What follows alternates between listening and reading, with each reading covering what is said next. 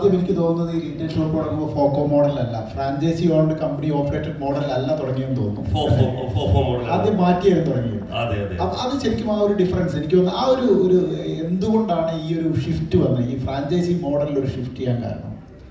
അത് ശരിക്കും ബിസിനസ്സിൽ 4 മോഡലുണ്ട്. ഫ്രാഞ്ചൈസി ഓൺ ഫ്രാഞ്ചൈസി എല്ലാവരും ഒരു ബിസിനസ് തുടങ്ങി കഴിഞ്ഞാൽ ഇപ്പൊ നമ്മളിവിടെയുള്ള കുറെ ആളുകളുണ്ട് ഫുഡിന്റെ ബിസിനസ് തുടങ്ങി ആദ്യം ഒരു ചെറിയൊരു മോഡൽ ഉണ്ടാക്കിയിട്ട് എല്ലാവരും ചിന്ത എന്തല്ലോ ഫ്രാഞ്ചൈസി കൊടുത്ത് എല്ലാ പ്രശ്നവും തീർന്നു.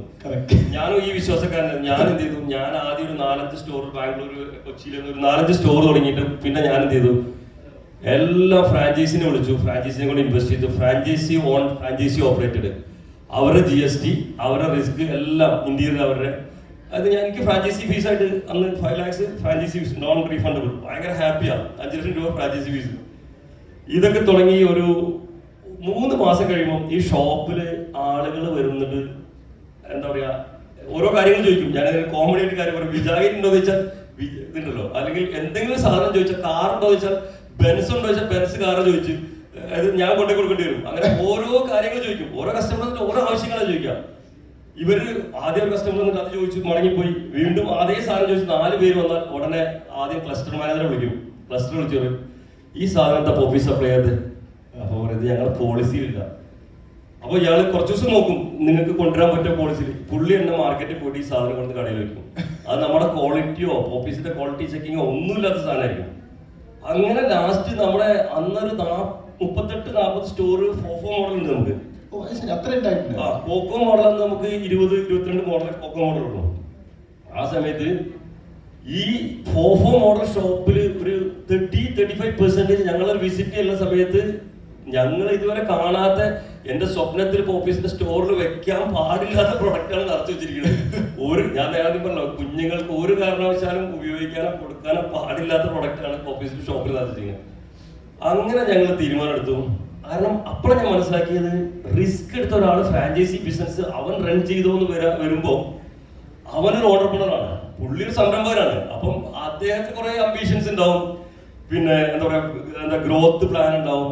അപ്പൊ ഞങ്ങള് ആ ബിസിനസ് മോഡൽ ഞങ്ങളൊരു ബാംഗ്ലൂരിൽ നിന്നൊരു കൺസൾട്ടന്റിനെ കൊണ്ടുവന്ന് അവരോട് സംസാരിച്ചിട്ട് ഞങ്ങൾ മോഡൽ മാറ്റി. 2023 മുതൽ ഞങ്ങൾ faeco franchise invested company operator, അതായത് ഫ്രാഞ്ചൈസി ഇൻവെസ്റ്റ് ചെയ്യുന്നു, GST നമ്പർ കമ്പനിയുടെ കമ്പനി ഓപ്പറേറ്റർ.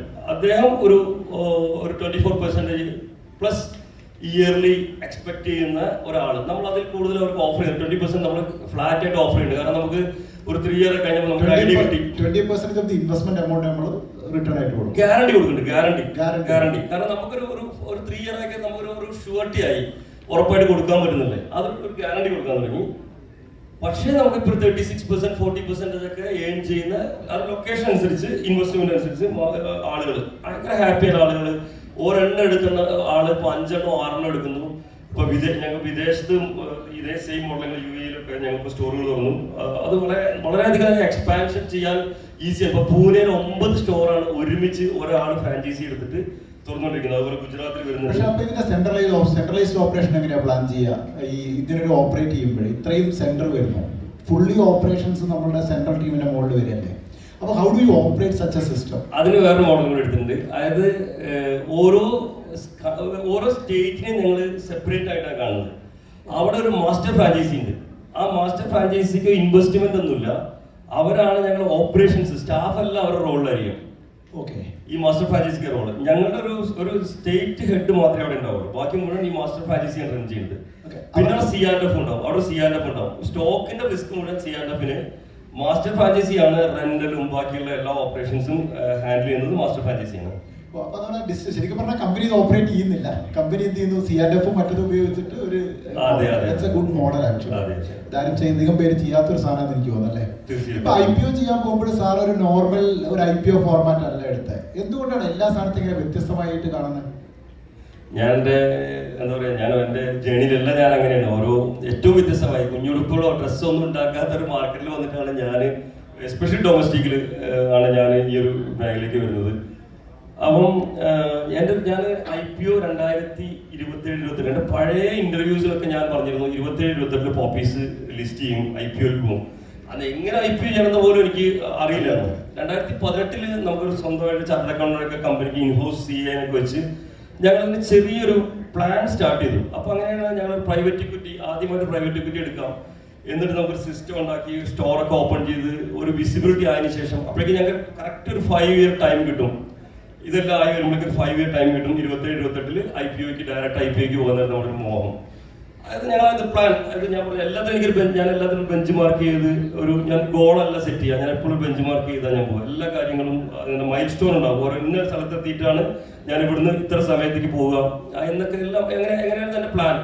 പക്ഷെ ആ പ്ലാനൊക്കെ പാൻഡമിക് കോവിഡ് വന്നതോടുകൂടി ഇതെല്ലാം നടന്നില്ല, നടക്കാത്ത അവസ്ഥയായി. എൻ്റെ ബാലൻസ് ഷീറ്റ്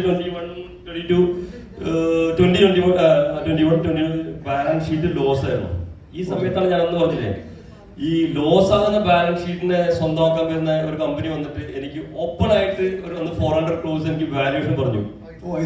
കമ്പനി ബ്രാൻഡ് വാങ്ങാൻ ബൈ ചെയ്യാൻ വേണ്ടി വന്നിട്ട് ഓപ്പൺ ആയിട്ട് ഒരു ബൈ ചെയ്യാൻ. അത് ലോസ് ആകുന്ന കമ്പനികളെ വാങ്ങുന്ന കമ്പനിയാണ്, ആളെ പേര് ഞാൻ പറയുന്നില്ല.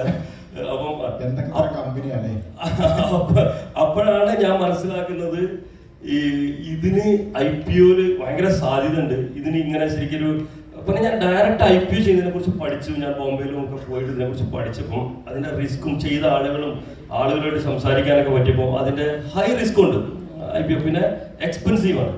അങ്ങനെ ഇരിക്കുന്ന സമയത്താണ് ഞാൻ ഈ ഒരു മെത്തേഡിനെ കുറിച്ച് പഠിക്കുന്നത്. അതായത് BSE ലിസ്റ്റ് ചെയ്തൊരു കമ്പനിയെ നമ്മൾ ടേക്ക് ഓവർ ചെയ്യാം. അത് ഞങ്ങൾ ആദ്യം ഒരു കമ്പനി ടേക്ക് ഓവർ ചെയ്തു, ഒരു അർച്ചന സോഫ്റ്റ്വെയർ എന്നുള്ള കമ്പനി ഞങ്ങൾ ടേക്ക് ഓവർ ചെയ്തു. ഈ ടേക്ക് ഓവർ ചെയ്തത് ഓപ്പൺ ഓഫർ പോയ സമയത്ത് ഇതിന്റെ പ്രൈസ് 2 രൂപ എന്ന പ്രൈസ് 258 രൂപയായി. അപ്പം അതിന് ഞങ്ങൾക്ക് 21% സ്റ്റേക്ക് ഉള്ളായിരുന്നു. ഞങ്ങളുടെ സ്റ്റേക്ക് ഹോൾഡിംഗ് അതിനകത്ത് കൂട്ടാൻ പറ്റിയില്ല. അങ്ങനെ ഞാൻ ആ കമ്പനി സെൽ ഔട്ട് ചെയ്തു. ഇപ്പൊ ഞാൻ വേറെ കമ്പനിയുടെ പേരിപ്പോ വെളിപ്പെടുത്തിയില്ല, അതിന്റെ വേറെ കമ്പനി ടേക്ക് ഓവർ ചെയ്തു. അതിന്റെ ഫോർമാലിറ്റീസ് എല്ലാം കംപ്ലീറ്റ് ആകുകയാണ്. ഈ ഫെബ്രുവരിയോട് കൂടി നമ്മൾ ലിസ്റ്റഡ്, ഇപ്പം നോൺ ലിസ്റ്റഡ് പബ്ലിക് കമ്പനിയാണ് പോപ്പീസ്. ഫെബ്രുവരിയോട് കൂടി ഇതെല്ലാം മെർജർ ചെയ്ത് ഷെയർ സ്വാപ്പിംഗ് കംപ്ലീറ്റ് ആവും. ഈ ഫെബ്രുവരിയോട് കൂടി അതിന്റെ പ്രൊസീജിയർ ഒരു ഓൾമോസ്റ്റ് കംപ്ലീറ്റഡ് ആണ്. അതോടുകൂടി ലിസ്റ്റഡ് കമ്പനി ആവും, പബ്ലിക് കമ്പനി ആവും. ഞങ്ങൾ 2027-28 ഞാൻ ലക്ഷ്യമിട്ടതുപോലെ തന്നെ ഫർദർ ഫണ്ട് റൈസിംഗ് ആണ് നമ്മൾ ലക്ഷ്യമിടുന്നത്. അത് ഒരു ഫൈനൽ ക്വസ്റ്റ്യൻ, നമ്മുടെ ടൈമിന്റെ ഒരു പ്രശ്നമുള്ളതുകൊണ്ട് ഞാനൊരു ഫൈനൽ ക്വസ്റ്റ്യൻ. തിരുവാലി എന്നുള്ള സ്ഥലം ഞാൻ ഒരു പ്രാവശ്യം സാറെ കാണാൻ വന്നപ്പോഴാണ്, കുറെ വർഷങ്ങൾക്ക് മുമ്പ് തിരുവാലി കാണുന്നത്.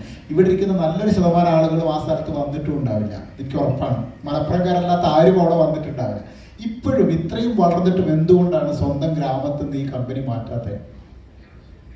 ഞാൻ ഇത് തുടങ്ങിയ സമയത്ത് ഞാനൊരു നോർമലി 100% മലയാളീസിനെ മാത്രം വെച്ച് നടത്താൻ വേണ്ടിയിട്ടാണ് ഈ കമ്പനി തുടങ്ങിയത്.